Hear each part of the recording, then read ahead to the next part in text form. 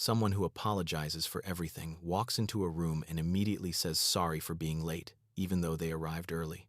They bump into a chair that was in their way and apologize to it. Someone interrupts them mid-sentence, and they say sorry for talking.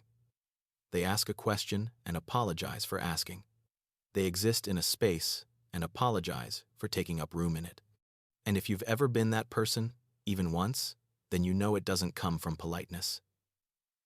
Somewhere that learned, perhaps too early, that your presence needed justification.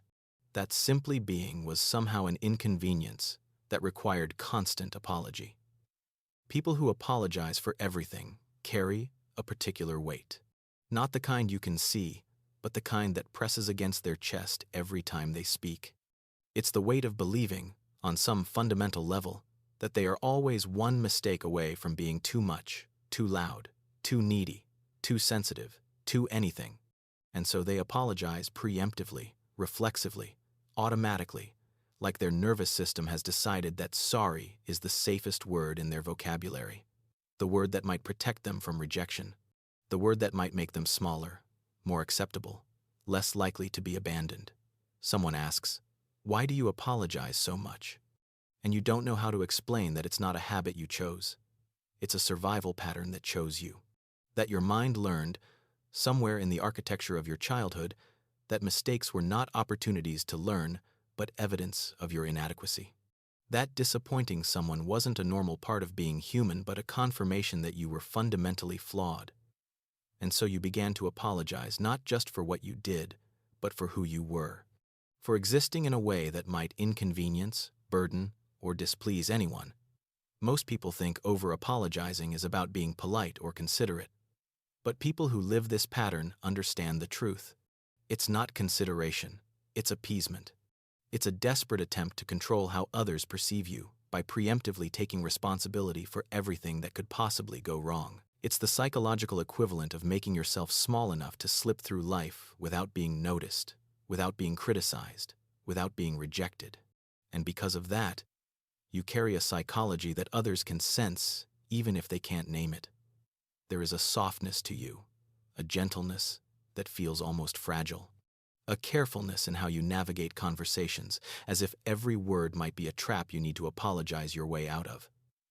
You've learned to read facial expressions for signs of disapproval, to monitor tone for hints of irritation, to interpret silence as evidence that you've said something wrong, and people mistake this for humility. But it's not humility, it's hypervigilance.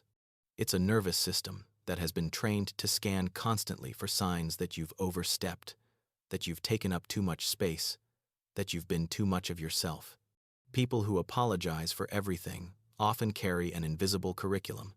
They know how to shrink themselves in moments when their full presence feels unsafe. They know how to laugh off their own hurt because acknowledging it might make others uncomfortable. They know how to turn their needs into apologies. Sorry to bother you, but sorry if this is a bad time, but they know what it's like to apologize for feelings they didn't choose to have. They know how to make their existence feel like an imposition they need permission to justify. They develop emotional reflexes that others mistake for low self-esteem. But it's not low self-esteem.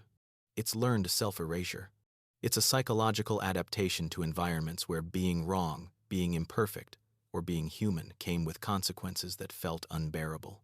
Research in developmental psychology shows that chronic apologizing often begins in childhood environments where criticism was frequent, where mistakes were met with disproportionate reactions, where a child's natural imperfections were treated as character flaws rather than developmental stages. In these environments, the child's brain makes a calculation. If I apologize first, if I take responsibility immediately, if I make myself smaller, maybe I can prevent the anger, the disappointment, the withdrawal of love. And so apologizing becomes a preemptive strike against rejection, a way of saying, I know I'm not enough, but please don't leave. There's a particular loneliness in people who apologize for everything. Not the loneliness of being alone, but the loneliness of never being fully present. Because when you're constantly monitoring yourself for mistakes, constantly preparing apologies for things you haven't even done yet, you can't actually be in the moment. You can't be spontaneous. You can't be yourself. You're too busy being the version of yourself that might be acceptable enough to avoid criticism. And this creates a strange paradox.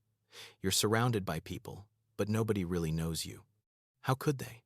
You've spent your entire life apologizing for the parts of yourself that might be too real.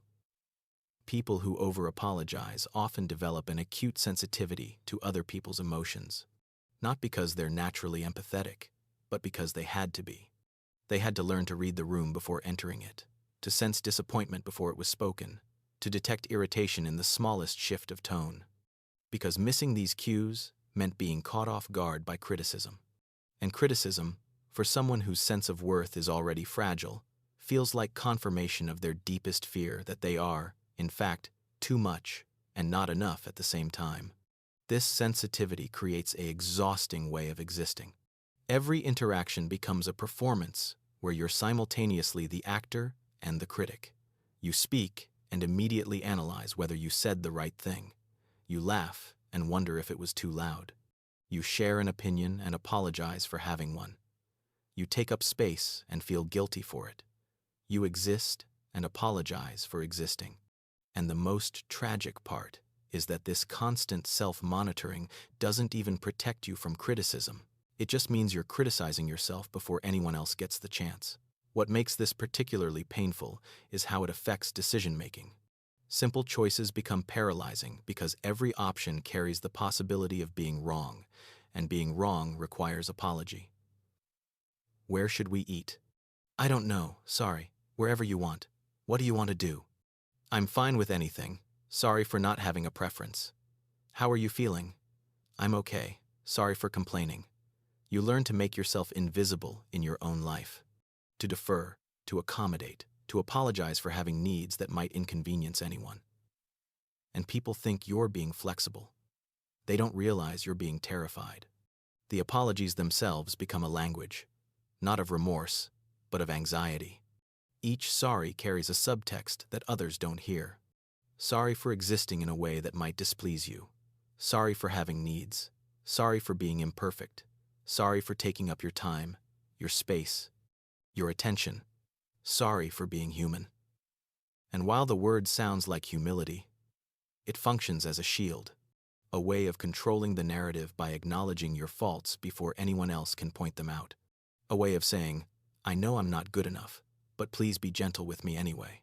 But here's what nobody tells you about chronic apologizing. It doesn't make people like you more. It makes them uncomfortable. Because when someone apologizes for things that don't require apology, it creates a strange dynamic. It puts the other person in a position of constant reassurance. You don't need to apologize. It's fine. You didn't do anything wrong. And over time, this becomes exhausting for them. Not because they don't care, but because they can't fix what's broken inside you. They can't convince you of your worth when you've already decided you don't have any. People who apologize for everything often attract one of two types of people. Those who are genuinely kind and spend their energy trying to build you up, trying to convince you that you don't need to apologize, trying to show you that you're allowed to take up space. Or those who take advantage of your apologetic nature, who use your guilt as a tool, who make you responsible for their emotions, who accept your apologies as confirmation that yes, you are the problem. And the tragedy is that you often can't tell the difference, because your nervous system has been trained to assume that any discomfort in a relationship is your fault. This pattern affects romantic relationships in particularly devastating ways. You apologize for your feelings. Sorry for being upset. You apologize for your needs. Sorry for wanting to spend time together. You apologize for their mistakes. Sorry for making you angry. You take responsibility for emotional dynamics that aren't yours to carry. And you do this because somewhere in your psychological architecture, you learned that love is conditional, that you have to earn it by being perfect, by not being a burden, by apologizing for the ways you inevitably fall short of an impossible standard. And so you become the person who apologizes after they hurt you, who says sorry when someone else crosses your boundaries, who takes the blame to keep the peace, who shrinks themselves to make room for someone else's ego. And you call this love. But it's not love. It's self-abandonment dressed in the language of care. It's the learned belief that your value in a relationship is measured by how little trouble you cause, how few needs you have, how much you can apologize your way into being acceptable. Friendships carry similar patterns. You're always the one who apologizes after conflicts, even when you weren't wrong. You're the one who reaches out first, who takes responsibility for misunderstandings, who smooths over tension by taking the blame. And while this might make you seem like a good friend, it also makes you invisible. Because when you're constantly apologizing, constantly making yourself smaller, people stop seeing you as a whole person with needs and boundaries. They start seeing you as someone who will always accommodate, always understand, always take responsibility. And that's not friendship. That's an imbalanced dynamic, where your role is to make everyone else comfortable at the expense of your own authenticity.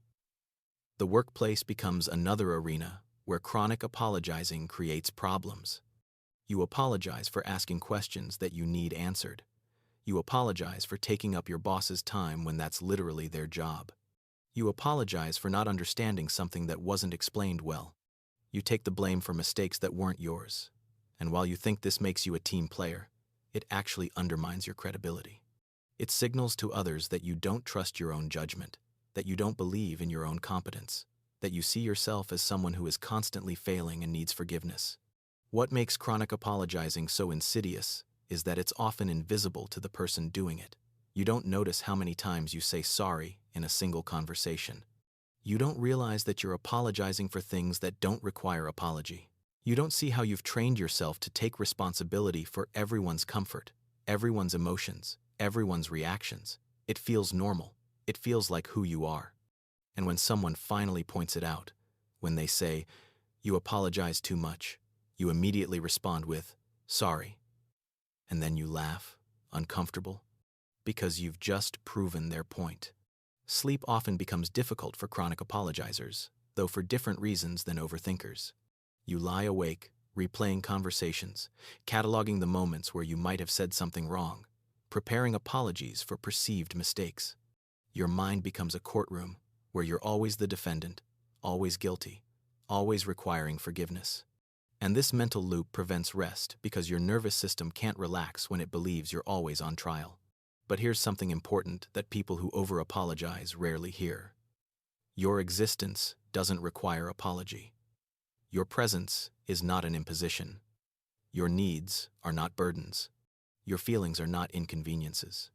Your mistakes are not evidence of your worthlessness. You are allowed to take up space. You are allowed to have boundaries. You are allowed to be imperfect. You are allowed to exist without constantly seeking permission or forgiveness for that existence. The path forward isn't about never apologizing. It's about learning to distinguish between apologies that serve connection and apologies that serve anxiety. Real apologies acknowledge genuine harm and express genuine regret. They're specific. They're meaningful. They're offered when you've actually done something that warrants apology. But the apologies that chronic apologizers offer are different. They're offered for being human, and those apologies don't repair relationships. They reinforce the belief that you need to earn your place in other people's lives. Learning to stop over-apologizing is uncomfortable, because when you stop, you feel exposed. You feel like you're being too much, taking up too much space, demanding too much. Your nervous system sends alarm signals. Apologize. Make yourself smaller. You're being too much. And you have to sit with that discomfort. You have to learn that the catastrophe you fear won't actually happen, that people won't abandon you if you stop shrinking yourself, that real relationships can hold your full presence without requiring constant apology. Something shifts when people who apologize for everything begin to understand their pattern. They start noticing the apologies as they happen. They start catching themselves mid-sorry and asking, "What am I actually apologizing for?" They start recognizing that their reflex to apologize is a trauma response, not a character trait. And this awareness doesn't fix everything immediately, but it creates space. Space between the impulse and the action. Space where choice can begin to exist. There's a particular strength in people who have over-apologized for years and then learn to stop. Not the strength of never apologizing, but the strength of discernment. The strength to apologize when it matters and hold their ground when it doesn't. the strength to take up space without guilt, the strength to exist fully without seeking constant permission. This strength doesn't come easily. It comes through practice, through discomfort, through repeatedly choosing authenticity over appeasement. And here's what many people discover when they stop chronic apologizing. The people who truly matter don't need your apologies for existing. They don't need you to make yourself smaller. They want you whole, authentic, present. And the people who require your constant apologies, who benefit from your guilt, who need you diminished, those people were never on your side. They were comfortable with your self-erasure because it served them. And losing those relationships, while painful, makes room for ones that can hold your full humanity. People who apologize for everything often believe they're preventing conflict, but they're actually preventing connection, because real connection requires two whole people showing up authentically. And you can't show up authentically when you're busy apologizing for everything you are. You can't be truly known when you're constantly hiding behind sorry.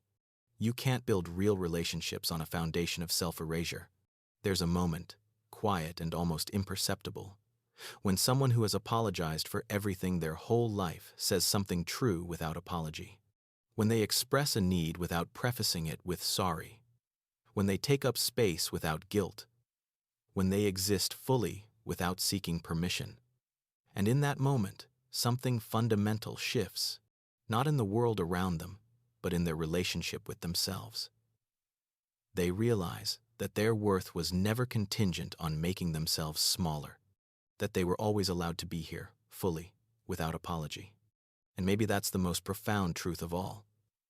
You were never too much. The environments that made you feel that way were too small. The people who required your constant apology couldn't hold your full humanity.